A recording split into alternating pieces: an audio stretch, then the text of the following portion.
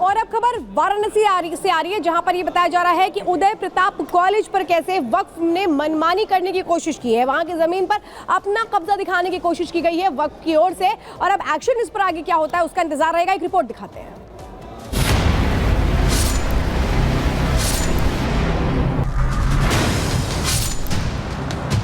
देखें जमातियों का जज्बा, कर रहे कॉलेज पर कब्जा।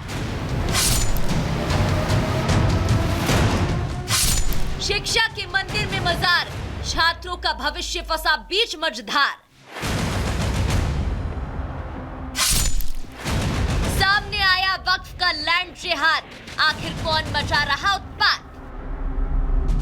ज्ञानवापी परिसर का मसला अभी सुलझा भी नहीं है कि बनारस में वक्फ की कारगुजारी का नया कारनामा सामने आ गया है, जहां कब्र के कारीगरों ने कॉलेज पर दावा ठोक दिया है और इसे वक्फ की संपत्ति करार देने लगे।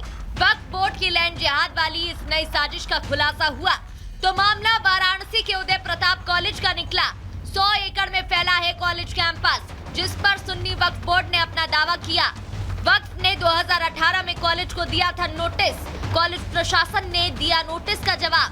कौम ने चोरी छिपे शुरू किया निर्माण काम, कॉलेज में कब्र पर निर्माण का हुआ विरोध, और देखते ही देखते शिक्षा के मंदिर में बनी मजार ने नफरत की दीवार खड़ी कर दी। हालांकि गनीमत रही कि समय रहते प्रशासन ने अवैध निर्माण की कार्रवाई पर रोक लगा दिया, नहीं तो कोई बड़ा हादसा होते देर नहीं लगती। सुन्नी वक्फ बोर्ड ने उदय प्रताप कॉलेज वाराणसी को 6 दिसंबर 2018 को जो यहाँ पे एक मजार और मस्जिद है यूपी कॉलेज परिसर में, उस संबंध में उसकी जमीन के संदर्भ में एक नोटिस भेजा था कि क्यों न जो है इसको यूपी सुन्नी सेंट्रल वक्फ बोर्ड में पंजीकृत कर लिया जाए। ये लोग निर्माण कार्य कराना चाहते थे मस्जिद में और उसको आगे बढ़ाना चाहते थे, उस पर हम लोगों ने रोक लगाया। थाना अध्यक्ष शिवपुर को हमने सूचित किया, इनके पास कोई भी दस्तावेज मस्जिद के संबंध में नहीं है। एक तरफ जहां वक्फ की मनमानी पर लगाम लगाने संसद में वक्फ संशोधन बिल पर बनी जेपीसी पर बहस छिड़ी है, तो दूसरी तरफ लगातार वक्फ की कारगुजारी के कारनामे जारी हैं। जहां एक तरफ वक्फ बिल का विरोध हो रहा है तो दूसरी तरफ वक्फ बेवजह कब्जे पर आमादा है, जिस पर वोट बैंक की राजनीति हावी होती नजर आ रही है। वक्फ बोर्ड को लेकर के हम तमाम विपक्षी दल इंडिया अलायंस के लोग एकजुट हैं। ललन सिंह जी ने वक्फ बोर्ड का खुल करके जो है समर्थन किया पार्लियामेंट में, और इतना बड़ा मसला है मुख्यमंत्री एकदम चुप्पी साध रखे।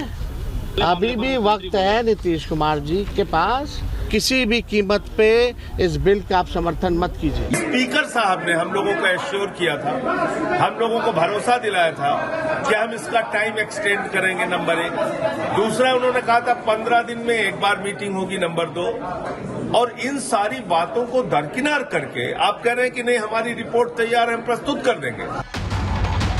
अब ये कहीं कि वक्फ बिल का विरोध करने वालों को वक्फ की बाजीगीर नहीं पता, या वो जानकर भी अनजान बने बैठे हैं। मगर कॉलेज की जमीन पर अपना दावा ठोक वक्फ ने अपनी जिहादी मानसिकता का खेल शुरू कर दिया है। Bureau report, Republic Bharat. तो संभल में ये सारा विवाद कहां से शुरू हुआ था? सर्वे को लेकर के शुरू हुआ था। और अब बात अजमेर की कर लेते हैं, जहां पर सर्वे की मांग की जा रही है, लेकिन अजमेर शरीफ में सर्वे से परेशानी क्यों?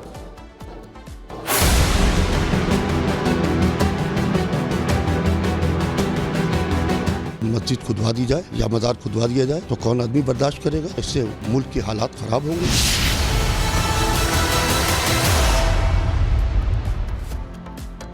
तो राजस्थान के अजमेर शरीफ में जब हिंदू संगठनों ने सर्वे की मांग उठाई तो देश की राजनीति में मानो भूचाल सा आ गया। मुस्लिम पक्ष ये कह रहे हैं कि अजमेर शरीफ हमारा था और हमारा रहेगा, जबकि हिंदू पक्ष का ये कहना है कि सर्वे करा लीजिए तो दूध का दूध और पानी का पानी हो जाएगा। इस बीच आज जुम्मे की नमाज भी वहां पर करी गई और कैसे हालात आज देखने को मिली, इससे जुड़ी रिपोर्ट दिखाते हैं।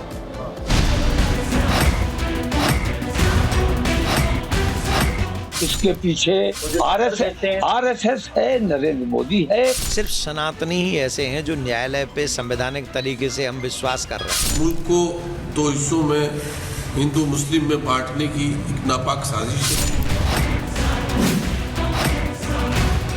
अजमेर में ख्वाजा है या फिर महादेव, ये तो कोर्ट तय करेगा। लेकिन जब से हिंदू पक्ष की तरफ से अजमेर शरीफ को मंदिर बताया गया, तनाव चरम पर है। तो हिंदू पक्ष की तरफ से जिस तरह से अजमेर शरीफ दरगाह को बताया गया कि यहाँ पर हिंदू मंदिर है, आज उसी याचिका के बाद देखिए आज पहली जुमे की नमाज है। हालात यहाँ पर हर दिन की तरह सामान्य है।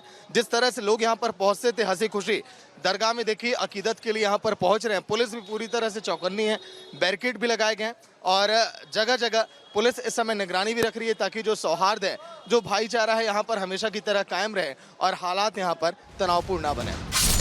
याचिका स्वीकार हुई तो देश की सियासत में दंगल शुरू हो गया।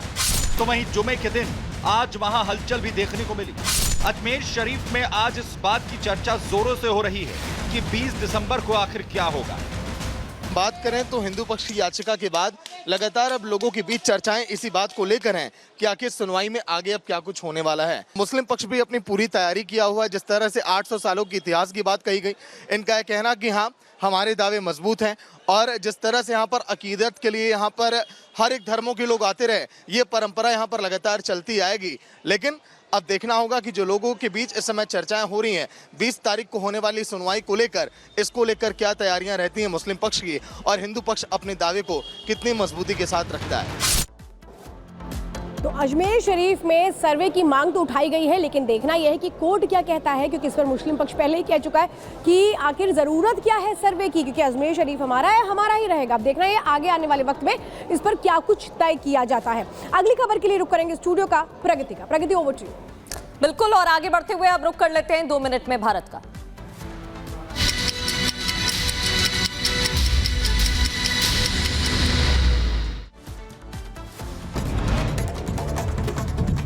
कानपुर में ईडी की छापेमारी, अरविंद श्रीवास्तव के ठिकाने पर रेड। सिंगापुर में रहकर राज कुंद्रा प्रोडक्शन का काम संभालता था अरविंद। कुशीनगर में भी राज कुंद्रा मामले में ईडी का छापा, अतुल श्रीवास्तव के खाते में लेन देन का शक। पूरे मामले में सॉफ्टवेयर कंपनी चलाता था अतुल श्रीवास्तव, घर वालों से पूछताछ जारी। संभल की जामा मस्जिद में भारी सुरक्षा के बीच अदा की गई नमाज, मस्जिद के बाहर सुरक्षा के कड़े इंतजाम। मौलाना तौकीर रजा का भड़काऊ बयान, संभल में मारे गए उपद्रवियों की तुलना शहीद से की। संभल जाने से पहले पुलिस ने हिरासत में लिया। सपा सांसद डिंपल यादव ने संभल विवाद पर योगी सरकार को घेरा, बोली यूपी में लोगों की भावनाओं के साथ हो रहा है खिलवाड़, सुप्रीम कोर्ट की निगरानी में होनी चाहिए जांच। महाराष्ट्र में 1 दिसंबर को होगी बीजेपी के विधायक दल के नेता का चुनाव होना है, बैठक होगी। सूत्रों के हवाले से खबर, 2 दिसंबर को सीएम पद के लिए होगा शपथ ग्रहण। महाराष्ट्र के नए सीएम बनेंगे देवेंद्र फडणवीस, सूत्रों के हवाले से खबर। अजित पवार और एकनाथ शिंदे बनाए जा सकते हैं डिप्टी सीएम। बाबा बागेश्वर की सनातन हिंदू एकता पदयात्रा का समापन, ओरछा में यात्रा का समापन। पदयात्रा के दौरान महंत राजूदास समेत कई हस्तियां शामिल। मथुरा कृष्ण जन्मभूमि मामले पर टली सुनवाई, 9 दिसंबर को होगी अगली सुनवाई। सुप्रीम कोर्ट ने मामले की सुनवाई टली। जम्मू कश्मीर के कठुआ में पुलिस ने संदिग्ध ड्रोन बरामद कर लिया है। ड्रोन की जांच की जा रही है। ड्रोन के जरिए रेकी की आशंका। तेलंगाना के आसिफाबाद में बाघ ने महिला पर हमला कर दिया, घायल महिला की मौत हो गई। लोगों ने प्रदर्शन किया, मुआवजे और नौकरी की मांग। पंजाब के मोगा में हादसे का शिकार हुई एक बस, एक्सीडेंट में कई यात्रियों के घायल होने की सूचना। मौके पर अफरा तफरी का माहौल।